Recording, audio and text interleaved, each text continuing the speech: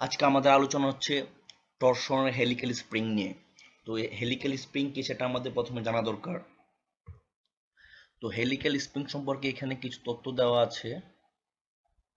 তো এখানে বলা আছে যে helical springs are made up of a wire coiled in the form of a helix and are primarily intended for compressive or tensile loads। আমরা tensile loads আমরা normally জানি হচ্ছে কি স্প্রিং এ কোনো কিছু ঝোলাই দেই বা হচ্ছে যে প্রেসার ক্রিয়েট করি বা হচ্ছে সংকুচিত করি যাই করি না কেন, এগুলো হচ্ছে মূলত কম্প্রেসিভ বা টেনসাইল লোডস এর রিলেটেড কাজ। আর এগুলা হচ্ছে মূলত এই যে এনার্জি স্টোর এবং রিলিজ করার কাজে ব্যবহৃত হয় লোডিং আনলোডিং এর সময়। এনার্জি স্টোর বলতে যখন হচ্ছে আমরা নর্মালি প্রেসার দিয়ে সংকুচিত করি তখন হচ্ছে যে এনার্জি স্টোর হয় এবং ওই সংকোচনটা ছেড়ে দিলে হচ্ছে এনার্জি রিলিজ হয় এখান থেকে, এই রিলেটেড কথা। তারপর হচ্ছে এখানে বলা আছে যে spring are open made of coil, আমরা তো কয়েলের কথা বলেছি। তারপরে যে কি ধরনের মেটাল নিয়ে গঠিত, hard and steel, although non ferrous metals, bronze, titanium, even plastic are also used. এটা হচ্ছে যে আমাদের প্রয়োজন ভেদে যেখানে যা ইউজ করতে হবে সেটা।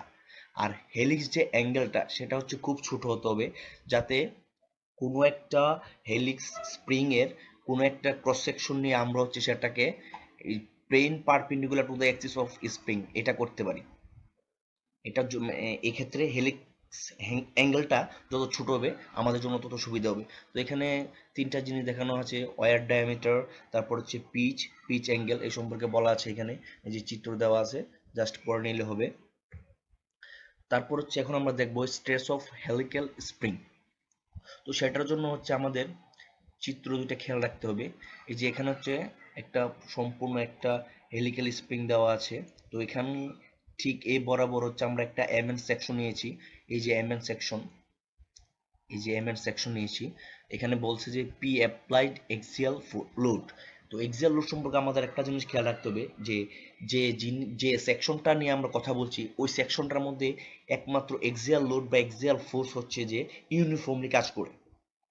তারপর পি আর হচ্ছে রেজিস্ট্যান্স, মানে যতটুকু অ্যাপ্লাই করা হবে তো তার ততটুকুই রেজিস্ট্যান্স ক্রিয়েট করবে। এটা তো মানে নর্মালি দুই সাইডে একই হওয়ার কথা বা একই আছে, এই জন্য আমরা হচ্ছে যে পি দিয়েছি। এখানে বলছে যে because of summation of vertical and horizontal forces the body is in equilibrium. Normally equilibrium হতে গেলে আমাদের হচ্ছে ভার্টিক্যাল হরিজন্টাল ফোর্স বা হচ্ছে যে মোমেন্ট এগুলো সামেশন আমরা জিরো নিই, হচ্ছে যে ক্লকওয়াইজ এন্টি ক্লকওয়াইজ এগুলার সামেশন করে হচ্ছে আমরা জিরো বানাই বা হচ্ছে যে তাদের সামেশনটা জিরো হয়। রেজিস্টিং কাপল বলা হয় পিআর ইকুয়াল টিকে। এটা হচ্ছে যে টর্শনাল শেয়ার স্ট্রেসের কারণে প্রডিউসড হয়। এই যে এখানে বলা আছে যে টি ইকুয়াল পিআর, এই যে এখানে বলা আছে। এখানে দুইটা মূলত স্ট্রেস ঘটে, একটা হচ্ছে যে টাউ ওয়ান, একটা হচ্ছে টাউ টু। টাউ ওয়ানকে বলা আছে যে ডিরেক্ট শেয়ারিং স্ট্রেস, আর টাউ টুকে বলা আছে ভেরিয়েবল শেয়ারিং স্ট্রেস। এই দুটো নিয়ে আমরা কাজ করব। তো এর আগে আমরা চিত্রটা দেখে নিচ্ছি। এখানে এই যে এখানে পি, এই অ্যাপ্লাইড পি এর রেজিস্টিং ওই পি হচ্ছে যে এই যে নিচের দিকে এটা। তারপর এখানে হচ্ছে যে রেজিস্টিং কাপল হচ্ছে টি ইকুয়াল পি আর। তো এইটাকে এই যে এই ক্রস সেকশনটাকে আমরা যখন হচ্ছে ম্যাগনিফাইড ভিউ দেখব, এই যে magnified view of spring cross section M N, তাহলে এখানে দেখা যায় দুইটা মানে দুইটা হচ্ছে যে ঘটনা ঘটে, একটা হচ্ছে যে ম্যাক্সিমাম, একটা হচ্ছে মিনিমাম। এই যে এই টাউ টু এবং টাউ ওয়ান হচ্ছে দুইটা অপোজিট ডিরেকশনে, এদিকে টাউ টু এবং টাউ ওয়ান হচ্ছে যে সেম ডিরেকশনে। তো এই পয়েন্টে ঘটে হচ্ছে ম্যাক্সিমাম, এখানে ঘটে হচ্ছে মিনিমাম। তো আমরা এর পরের স্লাইডে দেখব। তো ম্যাক্সিমাম শেয়ারিং স্ট্রেসের ক্ষেত্রে আমরা বলতে পারি tau equal direct shearing stress মানে tau one, variable torsional shearing stress tau two. তো টাউ ওয়ানকে আমরা লিখতে পারি যে হচ্ছে যে 4p/πd² এবং টাউ টুকে লিখতে পারি 16pr/πd³। তো এখন প্রশ্ন হতে পারে যে টাউ ওয়ান এর ভ্যালু 4p/πd² এবং টাউ টু এর ভ্যালু 16pr/πd³ কিভাবে হলো, তাই না? তো টাউ ওয়ান আমাদের বলছে কি যে ডিরেক্ট শেয়ারিং স্ট্রেস। তো শেয়ারিং স্ট্রেস ডিরেক্ট মানে হচ্ছে আমাদের নর্মালি যে স্ট্রেসটা করতে যে টাউ ইকুয়াল আমরা লিখতে পারি যে p/a। তো এর ভ্যালু আমরা হচ্ছে নিতে পারি, এই যে এর ভ্যালু হবে এখানে πr²। আমাদের হচ্ছে এই যে এই সেকশনাল ভিউটা, তো এখানে আমরা লিখতে পারি কি πr²। তো আর আমরা আর না লিখে যদি ডি নেই তাহলে হচ্ছে কি pi D by two R square, তো এটাকে হচ্ছে যে 4p by pi D square লেখা যায়। এবং হচ্ছে ভেরিয়েবল টরশনাল শেয়ারিং স্টেট যেটা, এটা আমরা জানি যে টাউ ইকুয়াল আমরা লিখতে পারি যে টি আর বাই হচ্ছে জে। তো টি মানে কি, এটা হচ্ছে যে এই যে আমাদের যে কাপল ছিল রেজিস্টিং কাপল, যে পি আর ইকুয়াল টি, এটা হচ্ছে আমরা পি আর বসাইছি, তারপর হচ্ছে জে এর ভ্যালু আমরা বসাইলাম, তারপর হচ্ছে যে আর এর ভ্যালু বসালাম, সব কিছু ক্যালকুলেশন করে আমরা এই ভ্যালুটা পেয়েছি। এখন এই দুইটা থেকে কমন নিয়ে আমরা এটা লিখতে পারি, তো এটাকে আমরা বলতে পারি যে ম্যাক্সিমাম শেয়ারিং স্টেট হচ্ছে এটা। এখন দুইটা কন্ডিশন বা হচ্ছে দুইটা নোট দেওয়া আছে এখানে। This equation is used for a spring composed of a wire of relatively small diameter wound on a spring with a large radius. এখানে ডি বাই ফোর আর হচ্ছে খুব ছোট। আর এখানে মূলত এই যে আমাদের যে ইকুয়েশনটা এখানে এটা বলা আছে যে এই সেকেন্ড যে নোটটা দেওয়া আছে, this torsion formula derived for use with straight bars was applied to a curve বার।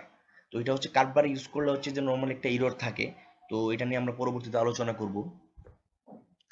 এখন হচ্ছে স্ট্রেট বার এবং কার্ভ বারের জন্য বা সেগমেন্টসের জন্য হচ্ছে যে ইকুয়েশনটা বা হচ্ছে যে স্ট্রেসটা ঘটে এটা সম্পর্কে কিছু কথা বলবো। তো আমাদের হচ্ছে যে এখানে স্ট্রেট বারের জন্য দেওয়া আছে, এখানে হচ্ছে কার্ভ বারের জন্য দেওয়া আছে। তো স্ট্রেট বারের ক্ষেত্রে বলা আছে স্ট্রেন হচ্ছে যে এটা। তো আমরা তো স্ট্রেন জানি যে একক লেংথে বা হচ্ছে একক দৈর্ঘ্যে যে পরিবর্তনটা হয়। তো স্ট্রেটের ক্ষেত্রে কোনো ঝামেলা নাই, কারণ এখানে বলা আছে যে সেম এট বি এবং ডি, মানে সেম হবে বিডি, কারণ হচ্ছে যে তাদের লেংথটা সেম। কিন্তু একই ঘটনা কার্ভের ক্ষেত্রে পসিবল না, কারণ হচ্ছে এটা যেহেতু কার্ভ, তো এখানকার যে লেংথ আছে এবং এখানকার যে লেংথ আছে দুইটাই সমান না। সো এখানে লেংথের যে পরিবর্তনটা হবে এখানে লেংথের সেই পরিবর্তনটা হবে না। তো আমরা বলে দিছি যে strain not same, difference on original length, এটা আমরা বলে দিছি। তো এখন হচ্ছে আরেকটা জিনিস বলা আছে যে ডেল্টা এস এট বি ইনসাইড এলিমেন্ট, মানে ইনসাইড এলিমেন্টে যে পরিবর্তনটা হয়, ডেল্টা এস এট ডি আউটসাইড এলিমেন্ট, মানে ইনসাইড এলিমেন্টের যে পরিবর্তনটা আউটসাইড থেকে বেশি হবে। কারণ আমরা যদি এখানে যে এই যে টি অ্যাপ্লাই করি তাহলে দেখা যাচ্ছে যে এই যে ভিতরের যে এলিমেন্ট আছে ইনসাইড এলিমেন্ট তাকে হচ্ছে যে বেশি, মানে দৈর্ঘ্যে যে আউটসাইড ছিল ডি তার তুলনায় অনেক বড় হতে হবে। আর আমরা জানি কি স্ট্রেন হচ্ছে যে যে স্ট্রেস বা হচ্ছে যে যে পরিবর্তনটা হয় মানে স্ট্রেনের, সেটা হচ্ছে যে এই সমানুপাতিক, এটা আমরা এখানে জানি লিখে দিছি যে স্ট্রেস হচ্ছে স্ট্রেনের সমানুপাতিক। তো এই কারণে যেহেতু স্ট্রেনের বা হচ্ছে যে স্ট্রেনের যে পরিবর্তনটা হবে, স্ট্রেন মানে কি হচ্ছে যে ইনসাইডের যে এই পরিবর্তনটা বেশি হবে, সো মানে আমরা এই সাপেক্ষে বলতে পারি যে এখানে স্ট্রেসটাও বেশি হবে। তো এটার জন্য আমরা বলতে পারি যে shearing stress inside element greater than outside element of a curve bar. এটা হচ্ছে নর্মালি দেখলেই বোঝা যায়, কারণ এই যে ইনসাইডের যে এই যে এলিমেন্টটা তাকে হচ্ছে যে বেশি ডিস্টেন্স বা হচ্ছে বেশি পরিবর্তন ঘটবে আউটসাইডের তুলনায়। তো হচ্ছে যে একজন ব্যক্তি, এই যে ব্যক্তি উনি হচ্ছে যে এই যে স্প্রিং এর যে ম্যাক্সিমাম শেয়ারিং স্ট্রেস ঘটে এই সম্পর্কে দুইটা ইকুয়েশন দিয়েছে। হচ্ছে যে এই যে এটা হচ্ছে ম্যাক্সিমাম শেয়ারিং স্ট্রেস, আর এটা হচ্ছে যে এটাও ম্যাক্সিমাম শেয়ারিং স্ট্রেসের জন্য। তো এখানে একটা দিয়ে দিছে, কন্ডিশন দিয়ে দিছে যে এম ইজ লার্জ দেন হচ্ছে যে 4m minus one by 4m minus four become one, যখন হচ্ছে এম লার্জ। তো আমাদের মোস্ট ভাবে ইউজ হয় হচ্ছে এই ইকুয়েশনটা, এটা আমরা ইউজ করব। তো মোস্ট এক্স্যাক্টলি হচ্ছে এটা ইউজ করা হয়, আর এটা ধরা হয় যে লাইট স্প্রিং এর ক্ষেত্রে এটা এরকম। তো স্প্রিং ডিফ্লেকশনের জন্য আমরা একটা চিত্র দেখছি, তো এটা নিয়ে কাজ করব। তো এখানে হচ্ছে যে পি অ্যাপ্লাইড এক্সিয়াল ফোর্স, যেটাকে বলা হয় এক্সিয়াল লোড, তারপরে যে ডিএল, মানে আমরা খুব ক্ষুদ্র একটা সেগমেন্ট নিয়ে কাজ করব, তো এর জন্য ডিএল একটা খুব ছোট দৈর্ঘ্যের একটা সেগমেন্ট নিয়েছি। এখানে ডি ডেল্টা খুব ছোট পরিবর্তন, এখানে ডি থিটা, আর এখানে হচ্ছে যে এই যে A will rotate to D, এই জন্য আমরা বলে দিয়েছি যে এখানে the in A rotate to D through D theta, এই যে ডি থিটা আমরা বলে দিয়েছি। এখন হচ্ছে যে আমরা যে সিমিলারিটি অফ ট্রায়াঙ্গেল সেটার জন্য এই যে ত্রিভুজ এ ডি ই, তারপর হচ্ছে ত্রিভুজ বিএসি, ত্রিভুজ বি এ সি হচ্ছে এই দুইটা ত্রিভুজের সিমিলারিটি অফ ট্রায়াঙ্গেল নিয়ে কাজ করব। তো সেই জন্য আমরা দুইটা ত্রিভুজ থেকে লিখতে পারি এ ই বাই হচ্ছে এডি, এই যে হচ্ছে এ ই বাই হচ্ছে যে লিখতে পারি এডি। তারপর অনুরূপভাবে লিখতে পারি বিসি বাই হচ্ছে এবি, বিসি বাই এই যে বিসি বাই হচ্ছে যে আমরা লিখতে পারি AB, just similarity of triangle. এখন এই যে এ ই তো হচ্ছে আমাদের এই যে কতটুকু পরিবর্তন হয়েছে ডেল্টা, হচ্ছে যে এই যে এটা আমরা লিখেছি এই যে। তারপর এডি, এখন এডির ভ্যালুটা আমরা কি লিখব, এখানে আমরা দিয়ে দিয়েছি যে এডি আর্কের জন্য, এই যে এডি হচ্ছে মূলত একটা আর্ক, যেটা হচ্ছে আমরা যদি বলি এস ইকুয়াল আর থিটা এইরকম ভাবে, তাহলে লিখতে পারি যে এ বি ডি থিটা। তো এখান থেকে আমরা লিখতে পারি যে এ বি হচ্ছে যে এই অ্যাঙ্গেলটার জন্য বলতে পারি ডি থিটা। তো এখান থেকে লিখতে পারি যে আমরা লিখেছি A B into D theta. আর এই যে বিসি, এই বিসি হচ্ছে যে এখানে আর, এই যে আমরা দেখিয়ে দিয়েছি যে এখানে আর, এই জন্য আর লিখেছি, আর এ বির জায়গায়। তো এখান থেকে লিখতে পারি আমরা ডিরেক্টলি এই যে এটা হচ্ছে আমাদের একটা ইকুয়েশন, এটা লিখতে পারি। এখন এই যে আমরা আমাদের ইকুয়েশনটা এখানে লিখলাম তো ঠিক আছে।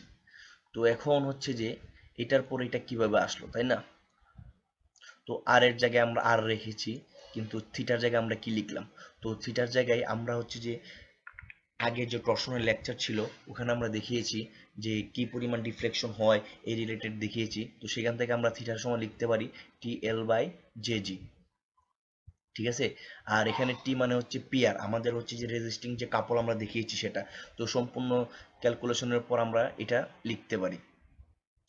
তো এখন হচ্ছে এটা তো আমাদের ক্ষুদ্র একটা সেগমেন্ট ছিল যে শুধু ডিএল এর জন্য, এখন আমরা একটাকে ইন্টিগ্রেশন করব, বৃহৎ আকারে নিব। তো সেই জন্য ইন্টিগ্রেশন সাইড আমরা ইউজ করলাম। তো এখানে পুরোপুরি ইন্টিগ্রেশন আমি দেখালাম না, তো এটা পুরোপুরি ক্যালকুলেশন করলে এই যে আমাদের এই ভ্যালুটা চলে আসে, এই যে এটা। তো এখানে বলে দেওয়া আছে কোন কোন এলিমেন্ট কি কি আসে, বিষয় সব দেওয়া আছে, জাস্ট পড়ে নিলে হবে। এখন আমরা একটা এক্সাম্পল দেখব। তো এক্সাম্পলে বলা আছে যে আমরা ম্যাক্সিমাম শেয়ারিং স্ট্রেস এবং এলঙ্গেশন বের করার জন্য। তো আমাদের যা যা কোশ্চেনে দেওয়া আছে সেগুলো আমরা এখানে দেখিয়ে দিয়েছি। তো এম বের করার যে জিনিসটা সেটা খেয়াল রাখতে হবে, 2r/d অথবা 2r না থেকে যে ক্যাপিটাল ডি আছে ওটা থাকতে পারে, এই জিনিসটা আমাদের খেয়াল রাখতে হবে। তো এই এলিমেন্টগুলো আমাদের দেওয়া আছে। তো আমরা এখন হচ্ছে সলিউশন করব। তো আমরা হচ্ছে যে এই সূত্রটা ইউজ করেছি, কারণ আমরা বলেছিলাম যে এটাই হচ্ছে যে মোস্টলি ভাবে হচ্ছে যে ইউজ হয়। তো এখানে বসাইছি। তারপর হচ্ছে যে যে মানগুলো দরকার সে মানগুলো আমরা এখানে সেট আপ করে দিয়েছি, জাস্ট আর কোনো ঝামেলা নাই। তবে এখানে একটা জিনিস খেয়াল রাখতে হবে যে এলিমেন্টের ভ্যালুগুলো আমরা বসাচ্ছি সেগুলোর ইউনিটগুলা যাতে সবই হচ্ছে একই একই প্রকারের হয়, এসআই বা যাই আমরা হচ্ছে যে যেটা ইউজ করি না কেন, এখানে সবগুলো যাতে একই হয় বা হচ্ছে যে একই পদ্ধতিতে করা হয়। তো এই জিনিসটা খেয়াল রাখতে হবে। তো এখানে পুরোপুরি মান বসানোর পর আমরা আনসার পেয়েছি 99.87 MPa।